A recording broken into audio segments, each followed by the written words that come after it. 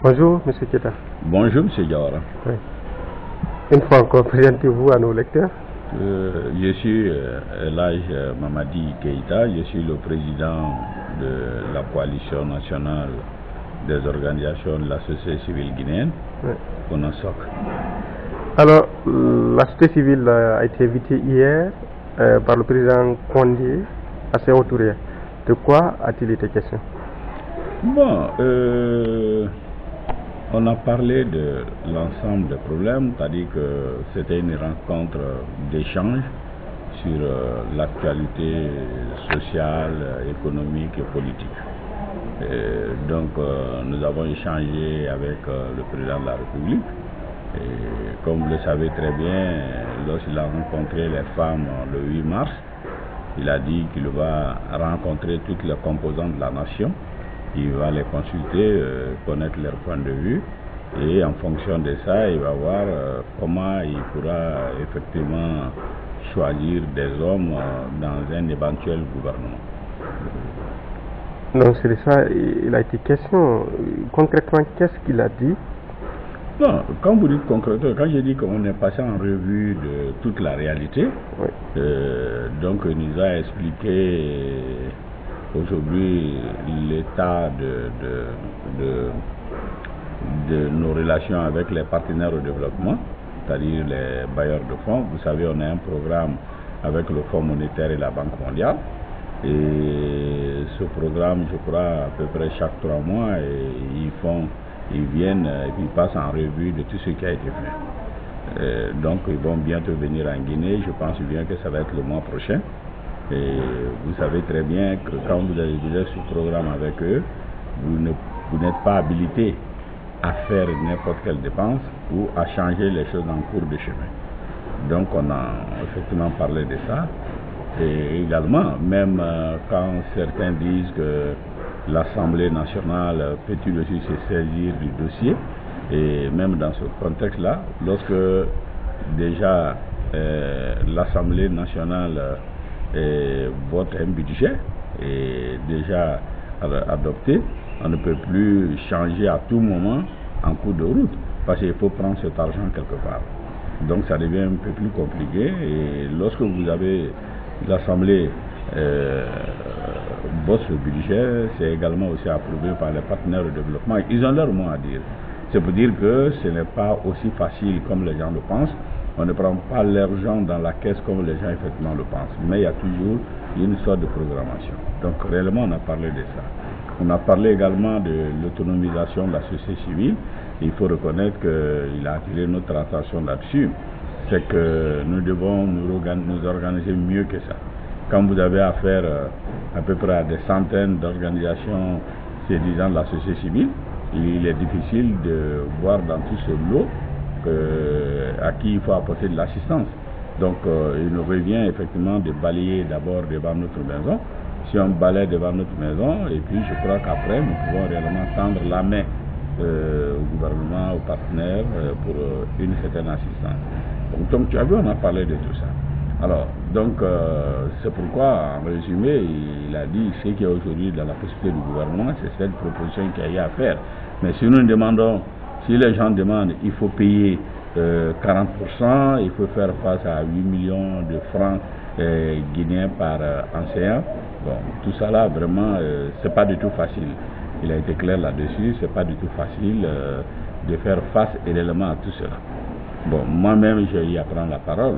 C'est-à-dire, effectivement, le problème ne se limite pas seulement aux enseignants du primaire et du secondaire, mais quand vous prenez de l'école publique, quand vous prenez les écoles privées, vous avez environ 9000 enseignants dans les écoles privées à Conakry. Je dis bien à Conakry. Il y a environ 6000 enseignants au niveau des écoles publiques. Donc, il y a beaucoup plus d'enseignants à Conakry dans le privé que dans le public. C'est un exemple que je prends.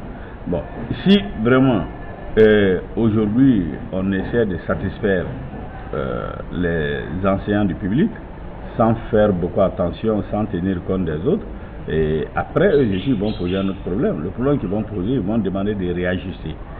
Supposons que les enseignants du secteur privé demandent de réajuster, d'un réajustement en fonction de ce que les autres vont obtenir, un autre problème va se poser. Qui va payer ça? Pour une interrogation. Les fondateurs des écoles privées vont être obligés d'augmenter, comment appeler ça? Ils vont être obligés d'augmenter la scolarité des enfants. Et si on augmente la scolarité pour faire face à cette augmentation, en réalité, encore qui va payer? Ça va être les parents d'élèves. Donc, ce sont nous, les parents d'élèves, qui allons effectivement payer cette fois-ci pour le secteur privé. Alors, il faut beaucoup faire attention. Je crois qu'on aurait dû mettre le tout dans un même panier, dans un paquet, analyser le tout dans un ensemble pour nous permettre d'éviter d'aller en crise. Parce que si vous cherchez à résoudre une crise et une autre crise éclate, voilà ce que ça fait. Quand vous prenez également les enseignants des universités, des grandes écoles professionnelles, alors, quand vous donnez 8 millions ou bien vous accordez 40% aux autres, et ceci, qu'est-ce qu'ils vont demander? Alors, est-ce qu'on pourra faire face à tout ça? Je crois que ce n'est pas facile, Donc, on a besoin d'être beaucoup plus responsable dans nos réclamations et prendre en compte l'ensemble des composantes du pays au point de vue salaire. Sinon, on va complètement revenir en arrière parce que ça va être un désordre financier. D'accord. Parlons toujours de la crise dans le secteur éducatif. Une commission a été mise en place pour les négociations. Quelle est votre lecture des négociations jusqu'à nos jours? Non, je pense que c'est normal lorsque un événement de ce genre éclate dans le pays, que toutes les bonnes volontés se mettent à chercher à négocier, à faire le médiateur. Et le gouvernement, c'est son rôle régalien quand il forme une mission, compose une délégation pour aller négocier avec les syndicalistes. Bon, je crois que ça avance, même si quelque part chacun campe sur sa position. Alors c'est ce qui n'est pas du tout une très bonne chose. Et ici, déjà, l'État de son côté a fait un geste, il doit revenir également aux syndicalistes de faire un geste. Parce que ce sont nos enfants, c'est les enfants à tout le monde, y compris réellement aux syndicalistes. Donc on ne peut pas quand même sacrifier l'avenir des enfants parce que tout simplement toutes les exigences ne sont pas satisfaites. Donc à ce niveau, c'est le plus facile. Je crois qu'il faut qu'on réfléchisse pour trouver la solution à ce problème. Comment voyez-vous, comment analysez-vous la position des syndicalistes qui sont restés jusqu'à nos jours droits dans leur vote, dans la revendication? Il faut reconnaître qu'ils ont réclamé un droit, ils ont tout à fait raison, parce qu'il faut aspirer à l'augmentation de leur salaire. Le travail qu'ils font est un travail noble, c'est un travail effectivement difficile. Ça, ils sont entièrement d'accord. Donc à ce niveau, je partage très bien leur point de vue, leur ambition. Mais à un certain niveau, il faut quand même essayer de détendre un peu en cédant certaines choses. Je crois que c'est une très bonne chose, ce qu'il aurait dû faire. Mais à ce niveau, je pense que le syndicat doit essayer de mettre un peu tout dans son bain. Ça, c'est ce que je peux dire, parce que l'allure où vont les choses, c'est un peu plus compliqué. Quoi qu'il en soit, c'est l'argent des contribuables qu'on donne, qu'on va utiliser pour payer les autres. Mais et les autres? Il y a des cadres aujourd'hui qui sont presque à la retraite, qui ne gagnent en réalité, qui ne gagnent pas 4 millions comme salaire. Ça augmente la réalité. Certains ne gagnent même pas 3 millions. Et c'est des cas supérieurs. Donc je pense qu'il faut résoudre le problème dans son ensemble. Parce que sinon, ça va créer d'autres problèmes. Alors, certains vont jusqu'à craigner une année blanche en Guinée. Est-ce que c'est votre avis à l'allure où évoluent les choses? Ce n'est pas du tout souhaitable. Mais si tout le monde campe sur sa position, on va aller vers une année blanche. C'est pas nous qui avons inventé cette notion d'année blanche. Ça se fait déjà ailleurs, ça s'est déjà fait au Sénégal, ça s'est déjà fait en Côte d'Ivoire. Mais si ce n'est pas souhaitable dans un pays, ça fait une année de retard. C'est trop dans la vie des enfants. Ça, c'est trop. Et je pense qu'ils vont venir à de meilleurs sentiments. Ils vont comprendre que ce qui est plus important que les salaires, ce qui est plus important qu'autre chose, c'est effectivement l'avenir de ces enfants. Je pense que Dieu va les guider dans ce sens. Pour ne pas aller vers l'année blanche, selon vous, qu'est-ce qu'il faut? Puisque on a l'impression que la commission qui a été mise en place est à bout de force presque. Qu'est-ce qu'il faut? Non, c'est ce que j'ai dit tout à l'heure. Pour éviter d'aller l'année blanche, les choses sont dans les mains des syndicalistes.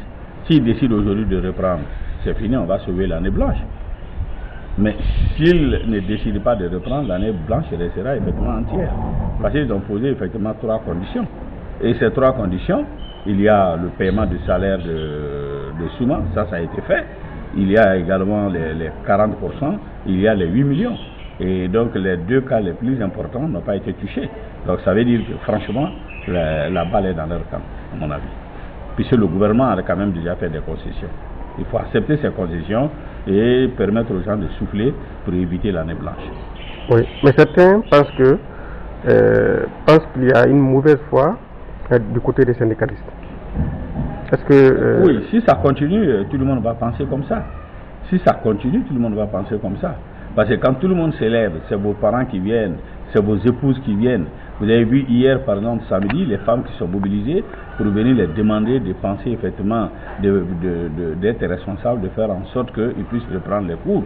Donc déjà, il y a certaines voix qui commencent à s'élever, qui commencent à comprendre qu'il ne faut pas trop exagérer, parce que mettre la balle très haut et vous n'êtes pas les seuls, dans la famille, c'est pas comme ça. Et donc, je pense qu'ils vont être réalistes, ils vont comprendre, à mon avis. Qu'est-ce que la société civile fait dans tout ça? Bon, du début jusqu'à la fin, nous sommes restés à l'avant-garde. On a engagé des campagnes de négociation, on a engagé également des campagnes de sensibilisation, on a parlé à tout le monde, on a parlé chez les hommes, on a tout fait. On a tout fait. On a essayé de couper la poire en deux, mais malheureusement, les protagonistes ne nous écoutent pas. D'accord. Et refusent de prendre en compte nos points de vue, qui sont effectivement les aspirations de la population toute entière. Éviter une année blanche. D'accord. Et qu'est-ce que vous voulez vous retirer? Non, on ne se retire pas. Nous sommes Guinéens. On ne se retirera pas. Vous allez continuer à les rencontrer. On va toujours continuer à négocier. On va toujours continuer à sensibiliser. C'est un problème qui concerne tout le monde, qui concerne toute la Guinée. Ne souhaitons pas que ça déborde. Parce que quand on parle des enfants, on parle effectivement de toutes les familles. Quand on parle de toutes les familles, on parle de toute la Guinée. Si ça déborde, on va tous payer cher la facture. Il faut éviter qu'on arrive là. D'accord. Mais il n'y a pas de risque de contagion une fois que le secteur éducatif est réglé? Est-ce que les autres secteurs ne vont pas se lever pour une augmentation aussi? Mais ça c'est clair. Ça, le problème ne se pose même pas. Il suffit qu'on finisse de résoudre leurs problèmes. S'ils ont 40% tout de suite, après ils ont quelque chose dans les 8 millions, c'est fini ça. Les autres vont demander, parce qu'eux aussi font face à la vie chère et ils achètent sur le même marché. Il n'y a pas de raison que d'autres gagnent plus que d'autres, donc ça va poser un autre problème. C'est une autre équation à résoudre, qui sera encore beaucoup plus grave que le syndicat des enseignants. D'accord. Alors, votre appel au syndicat? L'appel que je peux lancer, c'est de demander à nos frères syndicalistes de revenir à de bons sentiments, de tenir compte de la souffrance du peuple, de tenir compte de notre état d'âme, et seuls eux, ils sont capables de mettre fin à cette situation. Donc je pense que ils doivent réellement faire ce sacrifice, et cette fois-ci, pas à cause du gouvernement, mais à cause de nos épouses, à cause de nos mères, à cause des chefs de famille. Le syndicat doit effectivement accepter de faire un geste en reprenant effectivement le chemin de l'école. Merci, M. Keita. C'est à moi de vous remercier.